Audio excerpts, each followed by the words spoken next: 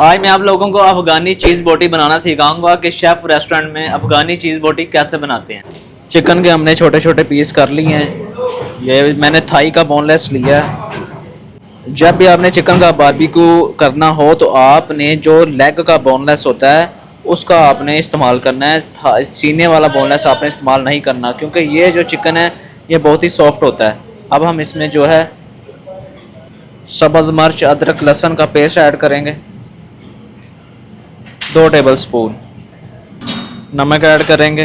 Half teaspoon जो है white pepper, half teaspoon black pepper, half teaspoon crush chilli दड़ा मिर्च, 2 चम्मच खाने के हम मस्टर्ड सॉस लेंगे। इसमें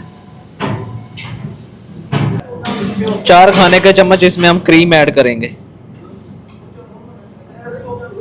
2 खाने के चम्मच कुकिंग ऑयल ऐड करेंगे। अब हम इसे मैरिनेट करके आधे घंटे के लिए फ्रिज में रखेंगे ताकि जो मैरिनेशन का टेस्ट है वो चिकन के अंदर चला जाए। इस तरीके से आपने इसको मैरिनेट करके रख लेना है।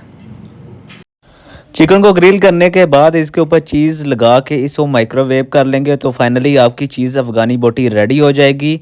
तो कमेंट में आपने बताना है कि रेसिपी कैसी लगी।